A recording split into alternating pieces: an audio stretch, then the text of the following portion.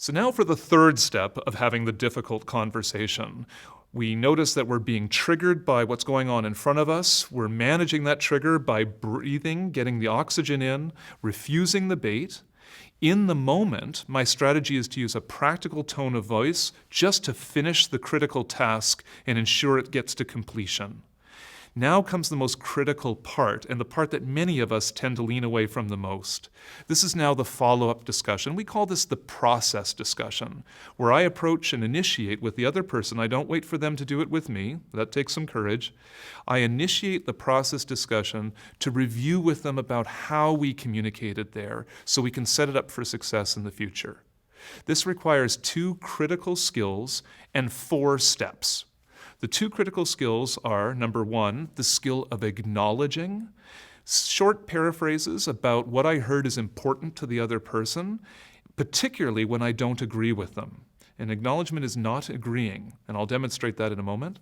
The second skill is staying curious with the person, using open-ended questions like who, what, when, where, why, and how, and adopting a tone of curiosity. And the 4 steps we're going to get to as we move into the discussion, and I'll give an example. So let's say that after the nurse X had barked at midwife X, they got through the procedure. About 6 hours later, maybe 24 hours later, but certainly within a week, midwife X is now going to approach nurse X to have the difficult conversation. Choose a safe time and place. At the busy nursing station may not be the best time or place right now. The midwife may need to approach Nurse X and say, do you have just a few moments where I may speak with you just about an interaction we had the other day? And Nurse X may still respond chippy. What's this about? Well, that's exactly what I'd like to speak with you about. Could we maybe speak a little bit in private? So you may need to guide them a little bit over to the side. Start with a tone of curiosity. I was reflecting on our procedure on Monday, and I just want to chat with you about that. It didn't seem to go pretty bumpy, and I'm curious about how did it go from your perspective? If you want to be understood, you have to first make a gesture and effort to understand the other person.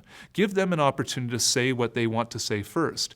And yes, you may be opening yourself up to hear some things you don't want to hear. We are going to cover that. You're going to be managing your anxiety by breathing and refusing the bait. As the nurse describes her perspective, try not to react. Just acknowledge, oh, okay, so from your perspective, I was making errors there. There were things that were problematic. I'd like to talk more about that. Keep using that curious tone of, oh, okay, so then what happened? All right, so what was that like? Moving into the 4 steps now, this is where the midwife is going to assert herself. She's going to put her perspective on the table. And I'm proposing that you try the DEAR strategy, D-E-A-R. D stands for describe specifically what you saw and what you heard. Don't generalize and don't exaggerate. It sounds like this. So at the procedure on Monday around 2 o'clock, as we were involved together, you turned to me at one point and you said that I was stupid and incompetent. Don't say, you always say this, you're never polite, you're always being disrespectful, I'm not the only one, you're just going to make them defensive. Stay with what you see and what you hear. E of the DEAR model stands for explain the impacts of that. If you have a good working relationship, feel free to talk about your feelings. Feelings are good statements of impact. However, if you feel the person's a bully and they were bullying you, don't talk about your feelings. Never talk about your feelings with a bully.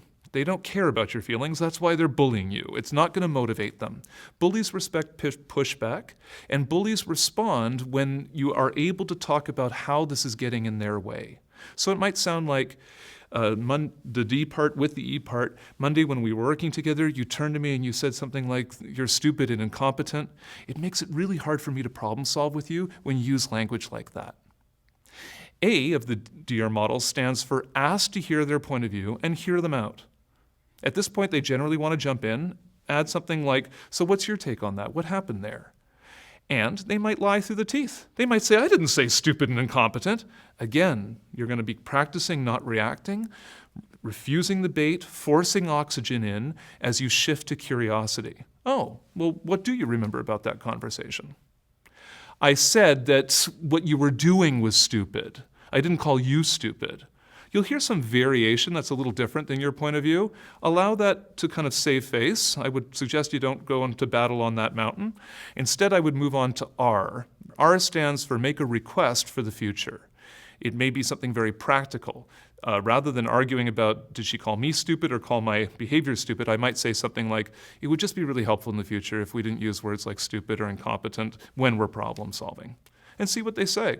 You don't often get a handshake where they say, oh, okay, from now on, colleague, we're going to work respectfully together, but you notice in the future their language changes.